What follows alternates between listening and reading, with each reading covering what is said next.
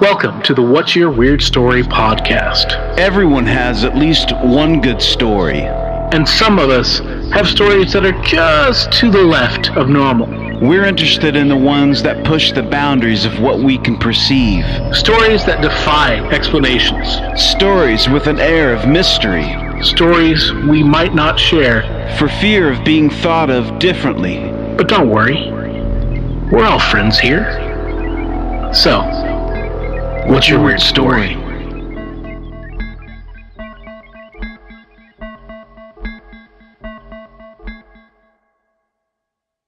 Hello, welcome to the What's Your Weird Story podcast. I'm your host, Barry Johnston, with my co-host, Mr. Adam Beebe. Hey, Barry, how's it going? Good. Adam and I have been friends for a long time, and we put together a pretty cool idea for a podcast, and it's about, sharing weird stories that happen to you in your life. And when we first started to talk about doing this podcast, the first person that popped into my mind was a really good friend of mine named Ryan Joyce.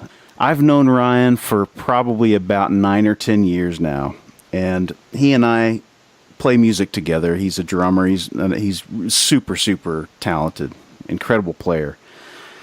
And he's always got just the craziest stories. And so on our long journeys together, passing time in the van, he would just tell me these crazy stories. And I just always thought, man, there's got to be a way for us to bring these to the world. So I just thought, what a great avenue to go down and get him on this thing.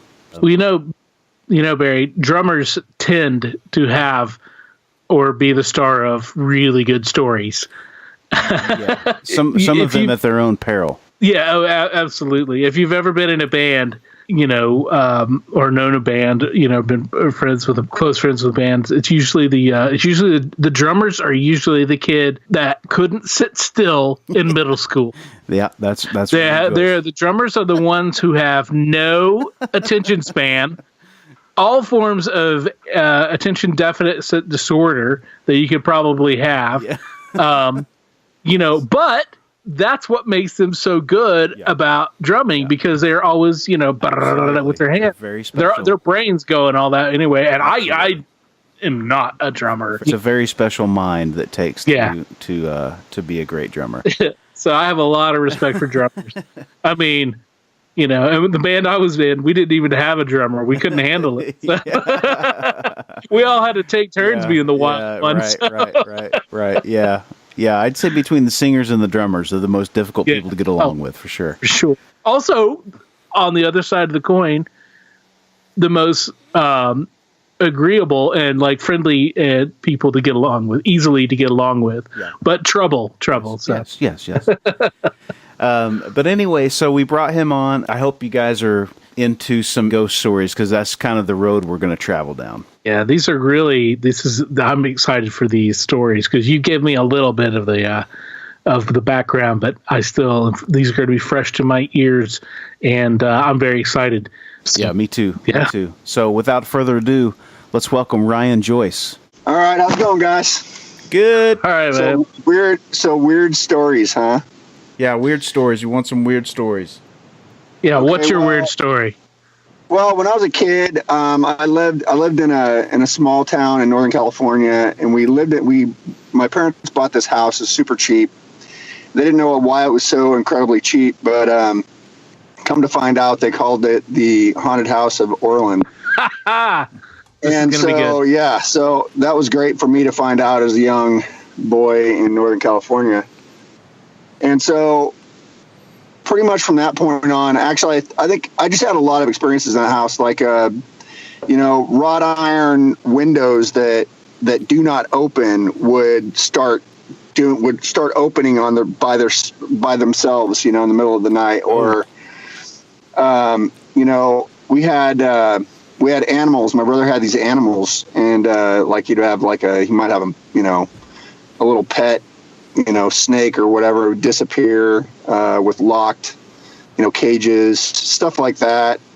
Just really weird stuff like that. I remember waking up one night and I had a nightmare, and I walked into the hallway and I started talking to who I thought was my sister, walking away from me down the hallway. She was dressed in a white gown, long black hair. She's walking down the hallway, and I'm like yelling at her, "Hey, Karen, I just had a bad dream. I had a nightmare, blah, blah, blah." Well, she turned, didn't say anything, turned, and her face went into the wall, and I flipped out. I jumped on my parents. What? I'm like trying to wake up my parents, and I'm like, we need to get the hell out of this house. There's ghosts here. We need to leave. We need to get out of here. I mean, it was crazy. I started getting goosebumps before the turned around, and her face went into the wall. She turned this way, like really slow, and just went like my hand is going into just like that. Her face kind of went like that into the wall. Wow. So, and you come from a fairly big family, right? So I'm the youngest of 7. Okay, so you got a big family. So you're talking about waking up. It very could have been a sister, a relative in the hallway, but when it walks into the wall. Well, I mean, it was your sister didn't do that often, did she? She didn't walk to the wall as a regular thing. No, and it would have made a lot more. It would have made a lot more noise. It was but it was, what's crazy is that she was, clear as day. It was a woman walking down the hallway, walking away from me, and when I was talking to her like it was my sister. I thought it was my sister. And she turned into the wall, and her face went into the wall, and I flipped out. I went into my parents' room, dove on them, and woke both of them up, just freaking out, jumping on them, trying to get them to wake up. And, they're like, "Oh, go back to bed. You had a bad dream." And I'm like, "No, I had a bad dream, and I woke up and I saw that. Like, that just happened, and we need to get the hell out of here." And I hated that house. It was a beautiful home. It was a great home, but it was like it was built just a long time ago. It was like a 100-year-old house. Had the vault, had the ceilings that were 10 to 11 feet high, 12 feet high, with the rounded edges. All made out of concrete. We had situations where my dad he bought a stove. He bought this stove, and it was supposed to have shatterproof glass on the front of the stove. It was like 6 or 8 inches thick on the front of this, stove. And these guys had brought it in, dropped it off in the living room, and it was just on its own sitting there. And my dad was talking to the guy, and he's like, "Yeah, it's shatterproof glass, right? Yeah, it's shatterproof glass, blah, blah, blah." Well, the guy leaves, and the next morning, it's got a crack all the way across the glass, from one corner to the next. Wow. And I'm talking like cracked through, dude, like intense. I've had other situations in a house where, the kitchen at night, the cabinets would just start slamming. You'd hear the cabinets just opening and shutting. And really? Did anybody else? Oh yeah. Did any? So. Oh yeah. My sisters had heard some things, and my sister one day she said she came home and saw 2 what looked like homeless men sitting on the couch down in the basement, and they just kind of faded away. They disappeared. What? Really? Yeah. Whoa. Yeah. And we found my dog used to dig in this corner in the basement. And she would find all this. There was like all this money, this old money that was buried down there. So we'd find like old coins and old dollar bills, and like they had jars full of these coins. And we'd find bones of like chicken bones and like different like larger bones down there, like in the crawl space, like in between the bottom of the house and where the cement came up. Dude, it was just a weird house. It was a very weird house. It was strange. That's okay. So that's a lot right there. Yeah, no kidding. No, dude, it's cool. Okay, it's because like when you said the with the cabinets in the kitchen and everything, as soon as you said that, Barry and I both at the same time just like bugged out. Like both of our jaws dropped and everything. And then like just the 2 old guys, the 2 homeless looking guys I wonder if like what was going on in the house. What was the history of that house?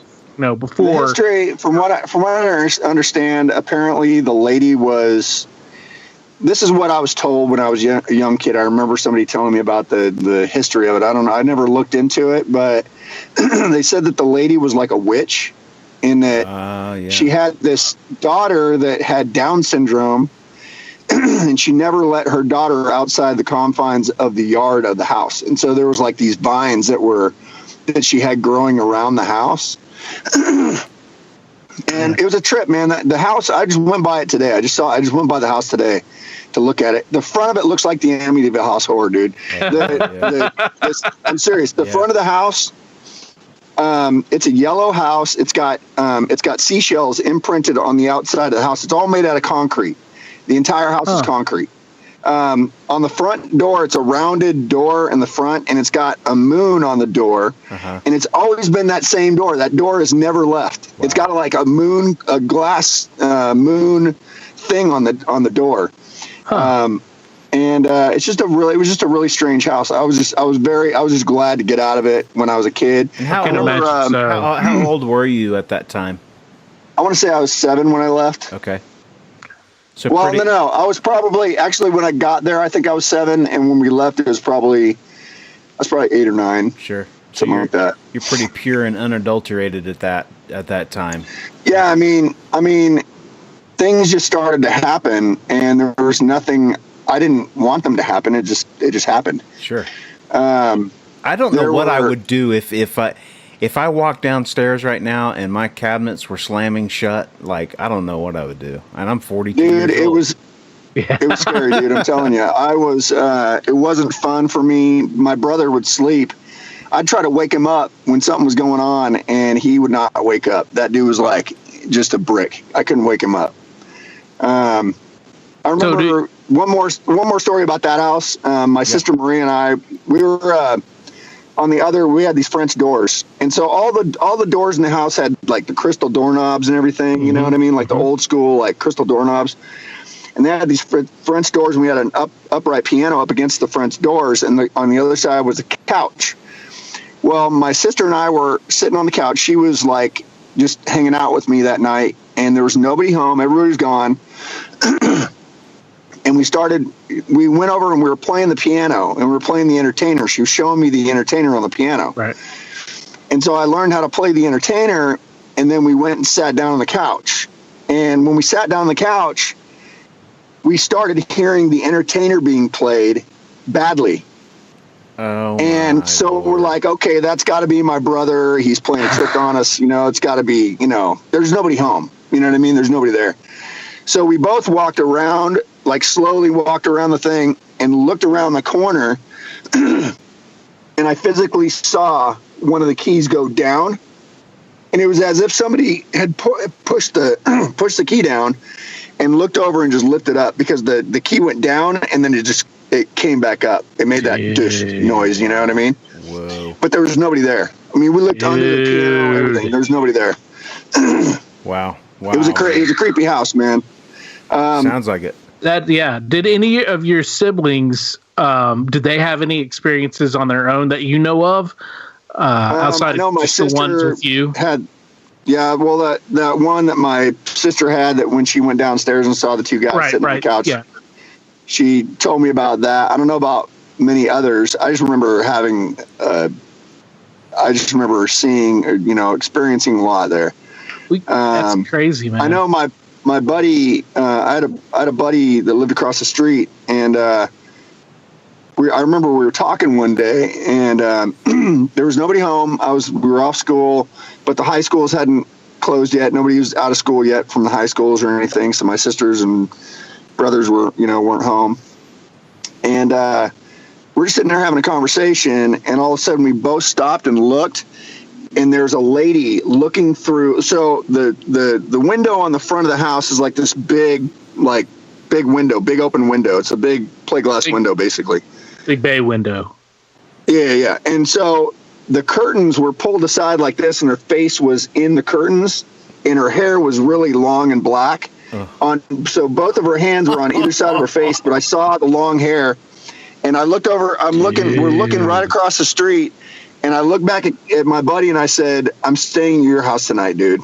And he goes, "Yeah, I think you are. I think you're going to stay here tonight." Wow. I mean, it was just a crazy house, man. I was just glad to get out of there.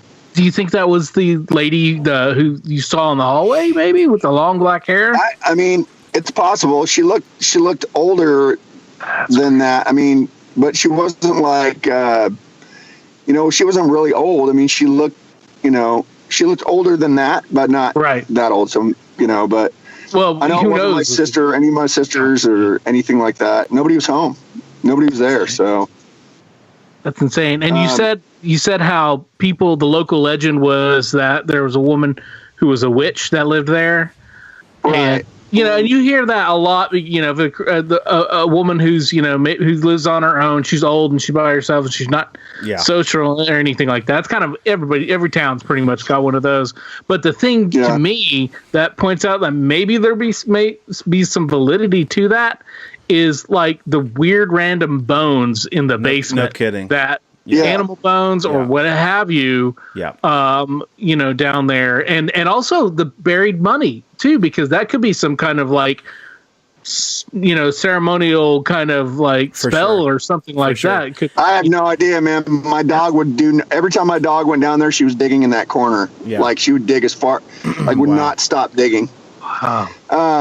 There were experiences where I think a hamster was taken out of the cage, and it was still locked, and it was found shoved in the heater vent. Stuff like that, like really weird stuff. I mean, it was just a freaking freaky house, man. I remember I came home from for sure. Yeah, I came home from school one day and I was watching like Scooby Doo or whatever I was doing. I was watching, just sitting on the where the bay doors were in front of the couch on the ground watching TV. And my dog, Sarah, started barking at the door next to me. And I'm like, what's going on? I mean, you could see into the hallway. There's nobody there. And she was just, going to town. She was barking at this thing like somebody was in the house. And all of a sudden, I see the doorknob, that old ancient, like 100-year-old doorknob, just go, chick, chick, and it opened. The door started opening. Dude, I jumped up and ran out, broke the freaking side of the door off. I broke the door off going out of the house. I broke. Yeah, I don't blame you. Well, hey, listen. So my dog was still barking, and it was crazy. So you say that those were those old crystal style doorknobs, right? Yes. So I have. They're really hard to kind of open. So I'm just saying this. I have firsthand experience with the dark arts, as it were, and whether you believe in it or not, the people that are participating in those types of things, your crystals and your objects contain an energy, okay, and they contain that energy naturally, but also contain that energy as they meditate on things and hold an object or make it be what they want it to be. They make it represent what they want to make it represent, and it may not be real to you or to somebody else, but that thing is very real and can do strange things like hold other energies. Do you know what I mean? So like it can create this sort of weird, and I'm a fairly grounded person, man. I don't believe in a bunch of horse crap, hocus pocus stuff. But I've seen with my own eyes. I know you very well, and I know that to be true. Yeah. So when you say that, I'm saying there could be a lot to that. And if there was a lady there that was sort of orchestrating her, because a lot of people that believe in that stuff, man, a lot of it's innocent. A lot of it's just people trying to make their lives work. You know what I mean? But the thing is that you being somebody that walks into that, they could have been drawing in other energies that they weren't aware of at the time, and then you're a young kid, and you know how that goes. Young kids are very perceptive to those types of things. Much very more sensitive, open, very sensitive, open to ideas and things that we, and you can blame it on imagination, but you can also say that as adults, because we don't have that kind of openness and that kind of imagination still running wild, most of us, some of us still have it in various ways. But with kids have it, and that's that eye. It's almost like like they have like a third eye or something, a way to where they perceive a little bit, and they're more readily to I get I'm running around the same thing, but they're just open to believe. Yeah. Yeah. So. For sure. Yeah, I mean, there's not so much going on in your life, and maybe you're more perceptive to stuff. I mean, I don't know. All I can say is that house where there's something definitely wrong there. Sure. Because it wasn't. I mean, it didn't seem like. I mean, there was menacing things that happened, like the whole hamster thing in the heater vent, and I don't know all the story about that. It was just something I heard about from my family members or whatever. But as far as the shattering of the glass of the stove, I mean, that was just strange. It was like, this is shatterproof glass. This is what the guy said in the house while we were, my dad had brought this thing in, and and these other guys that like brought it into the living room, they were just having a casual conversation about it, and the next day the thing is cracked. Yeah, it's crazy. Yeah, you can. Like it's a 6 or 8 inch piece of glass. It wasn't on. There's nothing in the stove. There's no heat.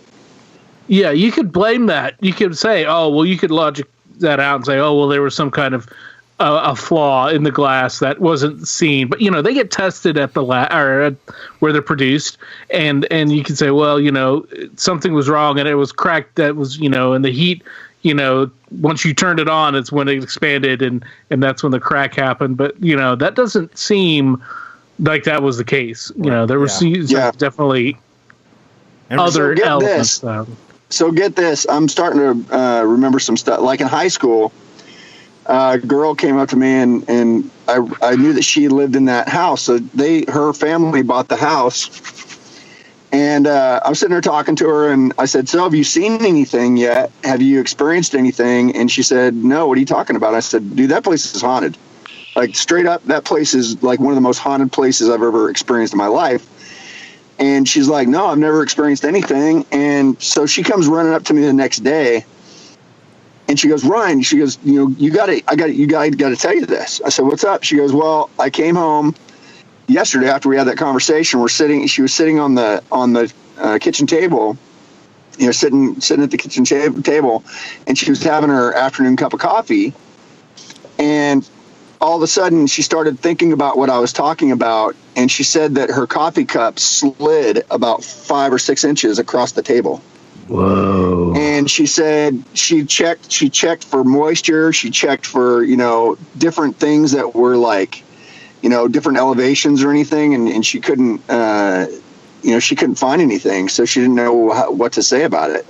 But I told you, man, I straight up, I'm telling you, that place is like no joke. You know what I mean? Like, it's legit. And so after that, she was like, I believe you. You know what I mean? I believe you experienced stuff. So That's her mom came up to me, and her mom came up to me later, said she saw lights in the house and all this other stuff. Oh, I don't know, man. Yeah, really kind of weird stuff. Like, if I go there, that's super weird, because she was talking about having a needle stuck in her head, like by something, and her son said that the moon, like the next morning, that the moon from outside was super bright last night. Like stuff, like weird stuff, like alien type stuff. You know what I mean? Yeah. So yeah, that was, that's what her mom said to me in a Walmart. When I saw her, yeah.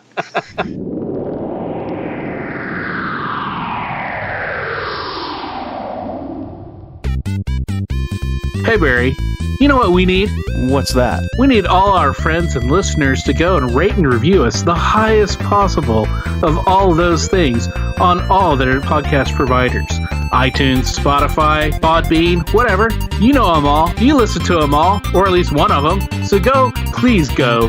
Give us all the stars, all the thumbs up, all the hearts, all the love, great reviews, so we can grow our audience and more people can add and contribute to not only the stories, but to the listening and being part of this huge community that we are going to build. That's what we need. Okay, so, now since just a weird house. Since I know you so well, I know the story about the fireman. Did the fireman story come out of that house, or was that a different? No, it's totally separate. This is when I was living. I mean, me. I live in Oklahoma, and we're at my buddy's bachelor party. And I don't think my buddy even realizes. I don't think I ever told any of these guys that were there what happened to me, because it was extremely off-putting when it happened, and it was just strange. So no, it wasn't related to that house at all. And it's the first time I really saw something that, well, I shouldn't say the first time, but there's been other times, but this specific time it was like I was looking at you right now. I mean, it was so clear. But I was waking up like that night before, like we had a bachelor party for my buddy. And we just were at this house in Lawton, Oklahoma, and we had a good time. I may have had one beer that night, and you know me, I'm not a huge drinker. Yeah, Ryan Joyce is not a big drinker, so these stories are coming from a sober mind. Okay. Yeah, that's so, I mean, that we have to clarify. We have to clarify, because people will wonder. You say bachelor party, and then they're thinking all sorts. I mean, there were definitely people drinking there, but I wasn't one of them. So I remember Barry's bachelor party, and oh, good Lord, Adam saved me I'm gonna from. Have to hear about, I'm gonna have to hear about that Lord, later. Dude. Oh my God, one for the books. Yeah, definitely. But so anyhow, I went to sleep that night. I stayed there, and I laid back on a lazy boy recliner and just went to sleep. Well, the next morning, I wake up and the sun. I think the sun was just coming up or something. There was like, it was a little light. It was light outside, and I wake up and I look to my left, and there's a man sitting on the couch. And he's a very large man. He's got real chiseled features on his face. He had soot on his cheekbone, like on his face. He had blonde mustache, real clean cut guy, but very chiseled, short blonde hair. And he's sitting there, and he's got it's like he's sitting like up on the couch like this, just looking right, like kind of past me. And he's got a helmet in his hand, and I can see, he's a big guy. He had like I want to say it was a yellow fireman's outfit, but it had I think it had 2 stripes on his arms of silver that were like reflective, or one. I can't remember. It was either 1 or 2. And he's just kind of sitting there, and I remember thinking, like, what am I dreaming this? Is this like a residual dream or something? Like, what's going on here? I'm looking at this man that's sitting on the couch. He's sitting there. I mean, I can see him sitting there, but I can see through him. And all of a sudden, he's looking kind of past me, and he looks right at me. And when he looks right at me, I straightened up, and I'm like, okay, I didn't see this. You know what I mean? I'm like trying to reason myself away from the fact that I just saw something. And I turned back and looked at him, and he was still looking at me. But then he looked down at the couch, and there was a kid that was sleeping on the couch. And I had this impression that he didn't know where he was initially, and that he had just died, and that he thought that was his kid on the couch. And so he was trying to figure out if that was his son on the couch, which sounds crazy, but... So anyways, he's sitting there looking at this kid that's on the couch, and then he kind of goes back and looks at me again, and I'm like, okay, I've had enough of this. I just scared. It's freaked me out, right? I look back, and he just kind of faded away.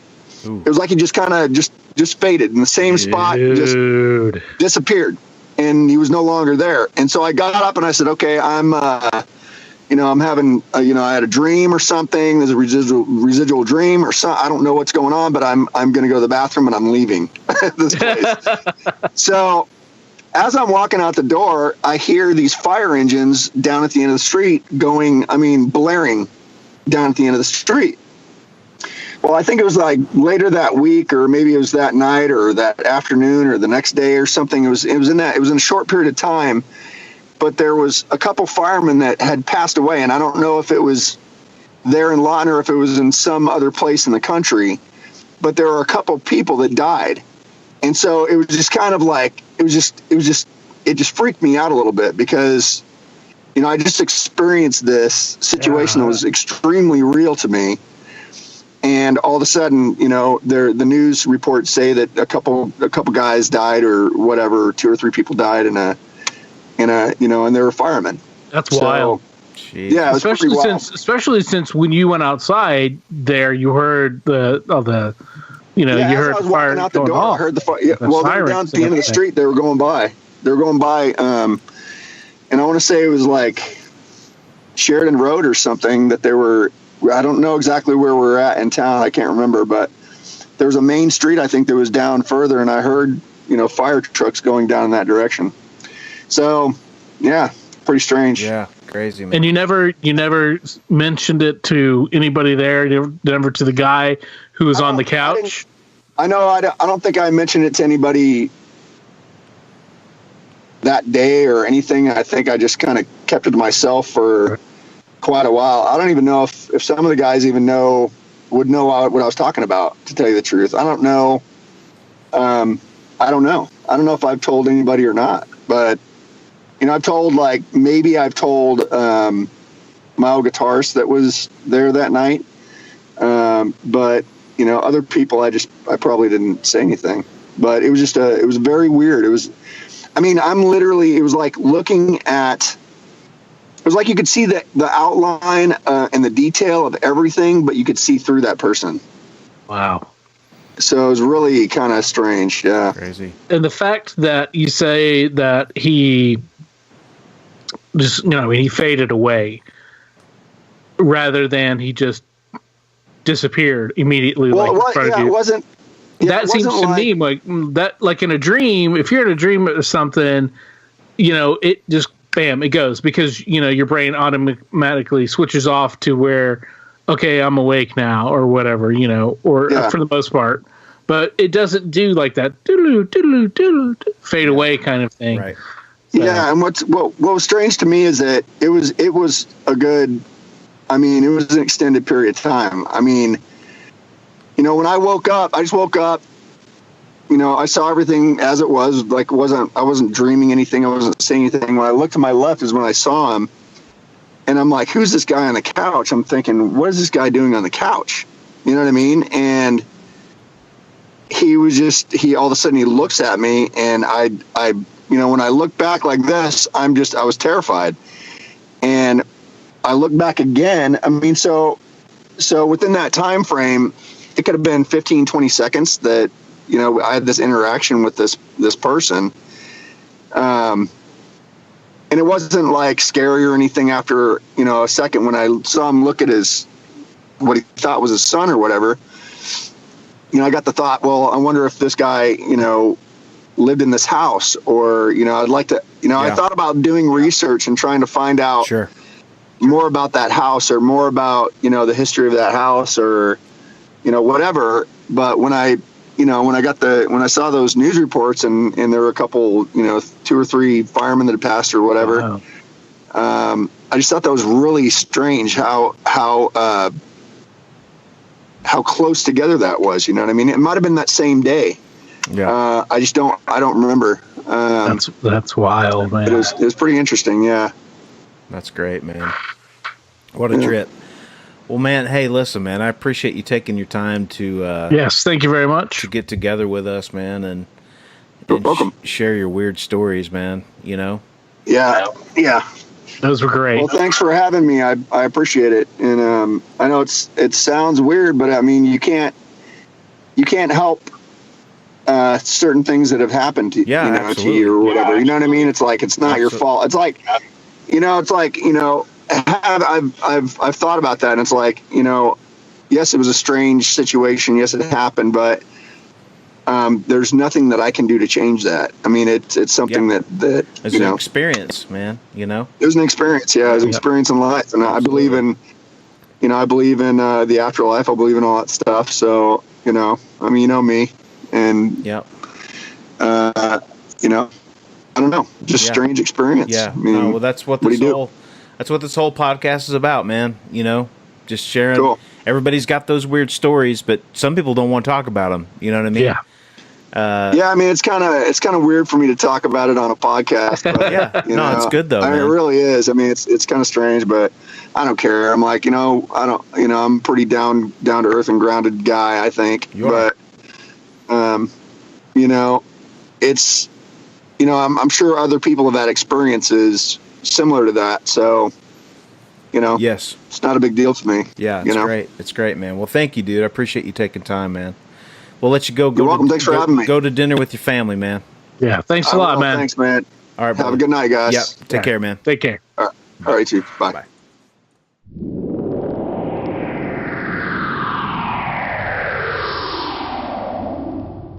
Hey guys, don't forget to follow us on all of our social media platforms. We're very 21st century. We're on Instagram at What's Your Weird Story. That's WATSYER Weird Story. We're at Twitter. We're at What's Your Weird. We got a Facebook page. It's the What's Your Weird Story podcast Facebook page. Just remember that our your is your because we're folksy.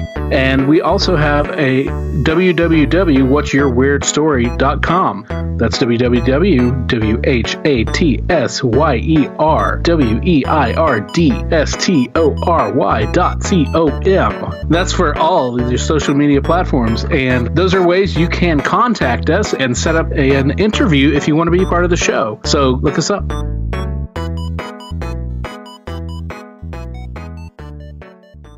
Wow. I mean, you know what I'm saying? Wow.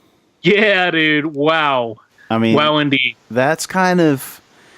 So I knew a little bit about what I've heard some of that stuff, but like never to that.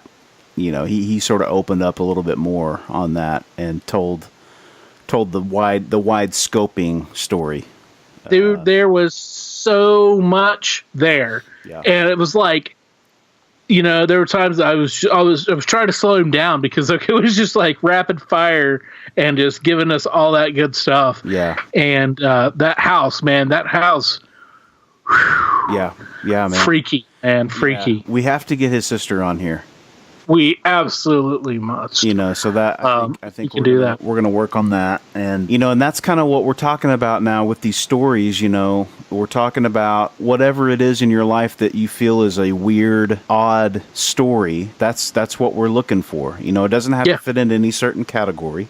Yeah, we're not checking off a list. Yeah, we just, you got something weird, let's get it on the air, That's what makes this podcast what it is. If we don't have the stories, we don't have a podcast, so. Yeah, well, we know that there's plenty of weird stories out there. So that's what we're here for. We're here to hear them, and that's the whole reason why we got this podcast. Yeah, so please just get in touch with us.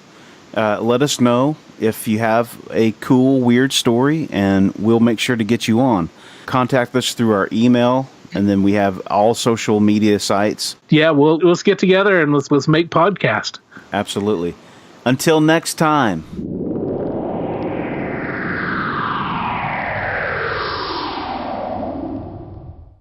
As always, if you have a weird story, we want to hear it. If you have a lot of them, we want to hear them all. We can't do this podcast without your invaluable contributions. Whether it's sharing your stories, listening, rating, and spreading the word about the podcast. Thanks for listening. Until next time, be safe. Be weird.